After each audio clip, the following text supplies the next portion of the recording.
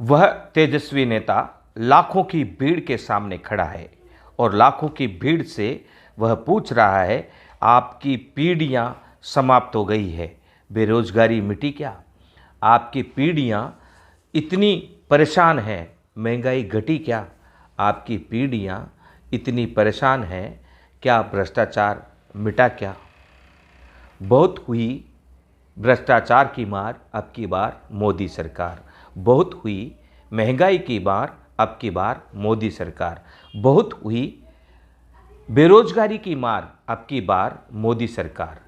इन नारों के साथ देश के अंदर क्रांति लाकर और लंबे समय से गठबंधन की मजबूरी में चल रही चरमराती राजनीतिक व्यवस्था को सुदृढ़ मजबूत आधार दिया गया।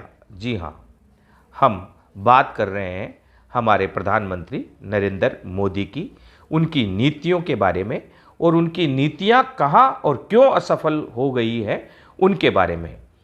आप देख रहे हैं गांधी टीवी, मैं अनीश कुमार। आपका स्वागत है राष्ट्र निर्माण के इस कार्यक्रम में, विश्व गुरु कैसे बनेंगे उसकी चर्चा में। सवाल उठता है और विपक्षी लोग सवाल उठाते हैं, मोदी जी 4 या 5 धनाढ्य परिवार को पनपा रहे हैं। लेकिन जब हम थोड़ा सा, क्योंकि हम गांधी टीवी हैं, हम सच को सच की तरह पेश करते हैं, हम जब थोड़ा सा अंदर जाते हैं तो ये जो धनाढ्य परिवार है, चाहे वो अंबानी हो, अडानी हो, चाहे वे कोई दूसरे धनाढ्य परिवार हों या बड़ी कंपनियां हों, ये कुछ दशक पहले कांग्रेस के पीछे भी खड़े नजर आते हैं। कांग्रेस पार्टी की मदद करने में अंबानी परिवार ने बहुत महत्वपूर्ण भूमिका निभाई है। अगर अंबानी परिवार कांग्रेस सरकार के साथ अगर खड़ा नहीं होता, अंबानी का व्यवसाय और अंबानी की कंपनी अगर खड़ी नहीं होती, तो चीन हिंदुस्तान में कोने कोने पर अपने उत्पाद बेच रहा होता और चीन हमारे देश पर आर्थिक रूप से शिकंजा कस चुका होता। आज इतना कुछ होने के बावजूद चीन से हमारा ट्रेड डेफिसिट 90% है, अर्थात जब हम 10 रुपये चीन से कमा रहे हैं तब वह हमारे देश से 90 रुपये कमा रहा है। ये अलग व्यवस्था है, ये अलग एपिसोड का विषय है।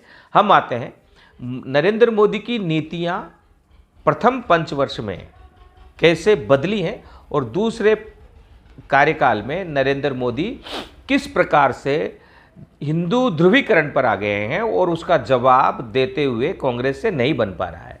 हम उस पर चर्चा करेंगे।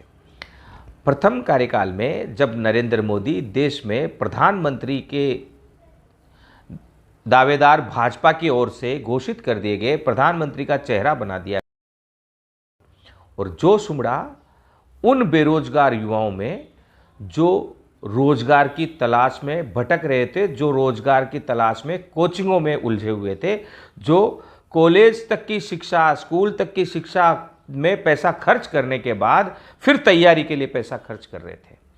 उनके सामने जब नरेंद्र मोदी ने कहा कि मैं तुम सबको रोजगार दूंगा और भारत को जल्दी ही बेरोजगार मुक्त कर दूंगा, तब बेरोजगारों को समझाया गया कि हमें रोजगार पाना है तो मोदी सरकार का समर्थन करना है, बीजेपी सरकार का समर्थन करना है। बताया गया कि भारत की छवि कितनी धूमिल हो गई है, भारत कितना कमजोर है, भारत कितना महंगाई से त्रस्त है, भारत कितना बेरोजगारी से त्रस्त है और किस प्रकार मोदी के आने के बाद हम विश्व के गुरु बन जाएंगे।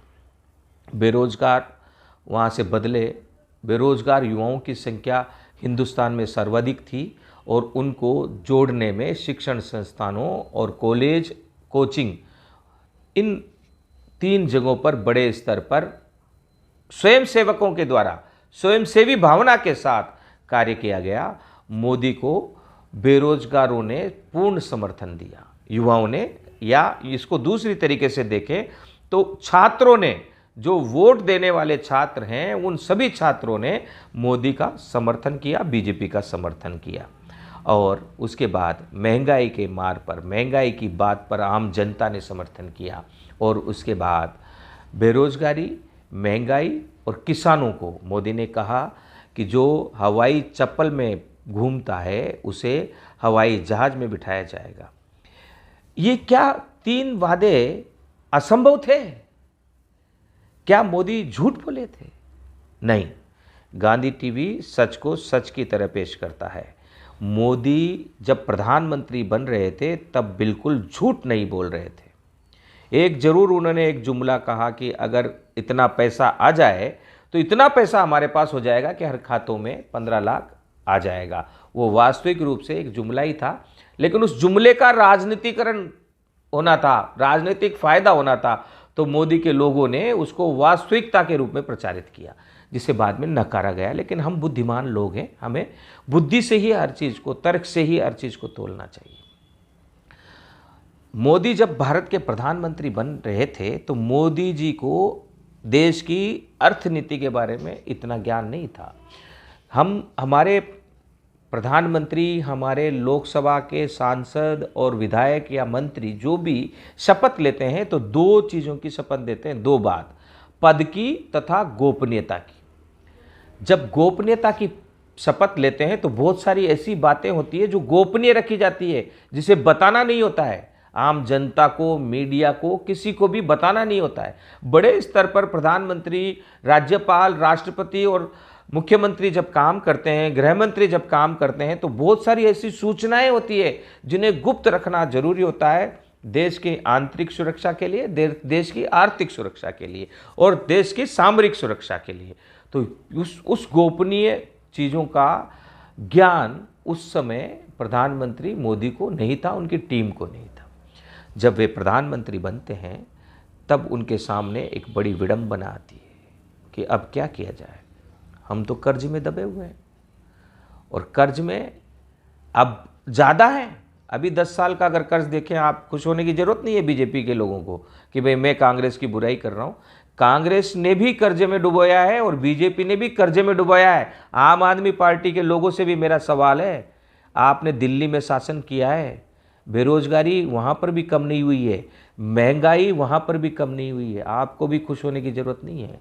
देश अभी भी उस महानायक की तलाश में है जो महंगाई, बेरोजगारी से मुक्ति दिलाकर और इस जहर से, सांप्रदायवाद के इस जहर से मुक्ति दिलाकर आगे ले जाएगा। हम बात करते हैं, वापस आते हैं।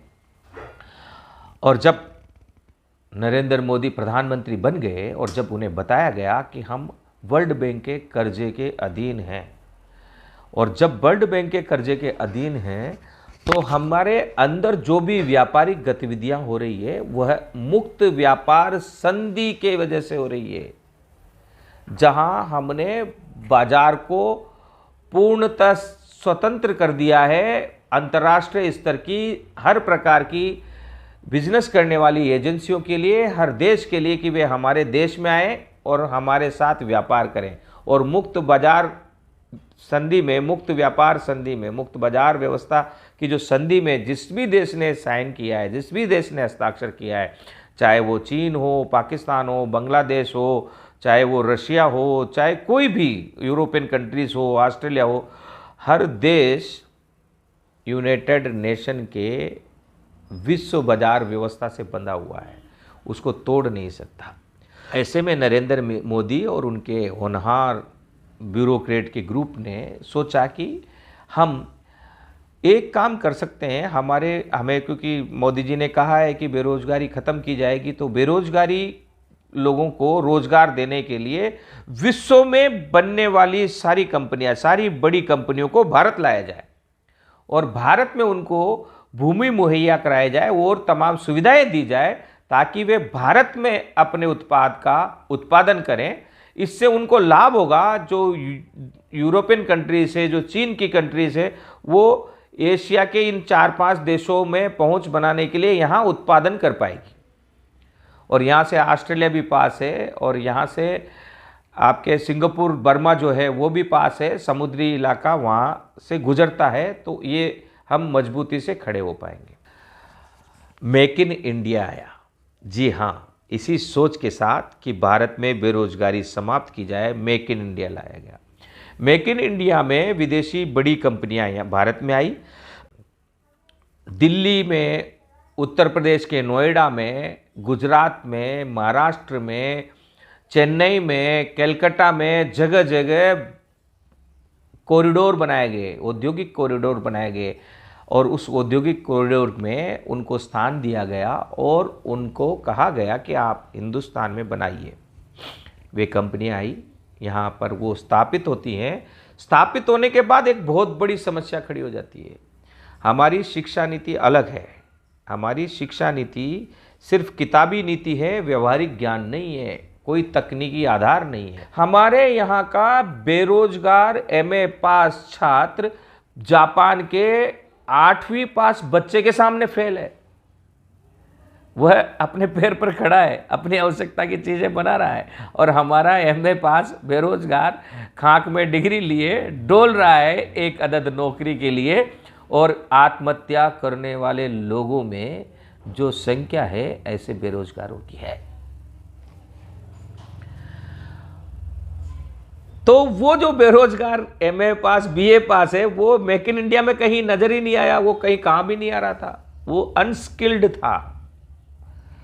उसको स्किल करने की बात शुरू की गई और आया स्किल इंडिया। और स्किल इंडिया के जरिए करोड़ों रुपए मोदी ने केंद्र से हर प्रदेश के विभागों को, हर प्रदेश के सरकारों को भेजा और कहा कि आप बेरोजगार छात्रों को स्किल करिए। यहाँ शुरू होता है भ्रष्टाचार का खेल। स्किल इंडिया में आनन फानन बहुत सारी कंपनियां, बहुत सारे इंस्टीट्यूशंस रजिस्टर्ड हुई और उन्होंने रजिस्टर बनाकर 10 छात्रों पर 100 छात्र लिखे और 10 छात्र भी आए तो आए, नहीं तो नहीं आए। और उन्होंने स्किल करना शुरू किया और उन पैसों का गबन करना शुरू किया। हमारे एमए पास, बीए पास डिग्री में घाक में डिग्री लेकर खड़े रहे चौराहों पर और कर उनको हुनरवान बनाकर उनको नौकरी देने की जो प्रधानमंत्री की योजना थी वह चौराहों में नीलाम हो गई। कोचिंग हब की स्थापना अशोक गहलोत ने, राजस्थान के मुख्यमंत्री ने की है और हम आशा करते हैं कि कोचिंग हब में भी इस प्रकार का एक स्किल डेवलपमेंट सेंटर दिया जाएगा और वो देना ही होगा, वरना हिंदुस्तान खड़ा नहीं होगा। अब नरेंद्र मोदी को समझ में आया है, जब वे रेस कोर्स में हैं, मैदान में हैं, वे जब अखाड़े के अंदर है तो उन्हें समझ में आया है कि इस नियम से इस अखाड़े में पहलवानी की जा सकती है और हिंदुस्तान को आगे बढ़ाया जा सकता है। लेकिन तब तक फिर 5 साल गुजर गए, चुनाव आ गए। अब वे हर कोशिश में फेल हो गए तो फिर वे क्या करें? उन्हें वापस सत्ता लेनी थी अपने हाथ में और पुनः चुनाव में बिगुल बजता है और प्रधानमंत्री नरेंद्र मोदी तूफानी जीत के साथ आगे बढ़ते हैं। यूपी में भी इसी प्रकार से सत्ता दोबारा हासिल की गई है और जिन प्रदेशों में कार्य होना है वहाँ पर कहा जा रहा है कि अब इन दोनों सरकारों की खैर नहीं, क्योंकि आम आदमी पार्टी आ गई है। लेकिन आम आदमी पार्टी आ तो गई, दिल्ली में वे बेरोजगारी नहीं मिटा पाए, दिल्ली में वे महंगाई नहीं मिटा पाए, तो किस आधार पर वो देश का भला कर पाएंगे? क्या सत्ता प्राप्त करना ही देश का भला होना है? और मोदी यहाँ फेल है और आप और हम उसके कारण हैं। स्किल इंडिया को आगे बढ़ाने के लिए गांधी टीवी एक विशेष मुहिम के साथ आगे बढ़ रही है। आने वाले समय में विशेषतः कोचिंग संचालक और स्कूल संचालक और कॉलेज संचालक वे गांधी टीवी के इस कार्यक्रम से जुड़े रहिए।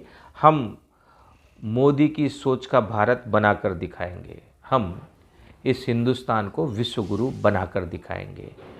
अगर हम नहीं सुधरेंगे तो साक्षात भगवान भी हमारे देश के प्रधानमंत्री बन जाएं तो भी इस देश का भला नहीं हो सकता। हर नागरिक को अपने कर्तव्य का निर्वहन करना होगा। हर नागरिक को यह सोचते हुए कार्य करना होगा कि जो प्रधानमंत्री बैठा है ये देश का प्रधानमंत्री है, ये जो मुख्यमंत्री बैठा है ये पूरे प्रदेश का मुख्यमंत्री है। हमें कांग्रेस, बीजेपी, आम आदमी पार्टी की भावनाओं को भूलकर इनकी योजनाओं में साथ देना होगा। इसलिए गांधी टीवी 2 योजनाओं में काम कर रही है। चारा मंडी की व्यवस्था में भी हम आगे बढ़ रहे हैं और गौ सेवा की दिशा में भी हम बहुत अच्छा कार्य करेंगे। 2000 गौशालाएं हैं राजस्थान में और हालात क्या है कहने की ज़रूरत नहीं है, लेकिन हम और आप मिलकर आगे बढ़ेंगे। गांधी टीवी के दिव्य राष्ट्र मिशन से जुड़िए। हम चैनल नहीं, हम राष्ट्र को विश्वगुरु बनाने के लिए चलाए जा रहे मिशन का एक भाग है। हम सफल हों या नहीं हों उसका कोई गम नहीं है, लेकिन हम राष्ट्र सेवा की भावना से जिएंगे और मरते दम तक राष्ट्र सेवा की भावना को आगे बढ़ाएंगे। जय हिंद, वंदे मातरम, जय जगत।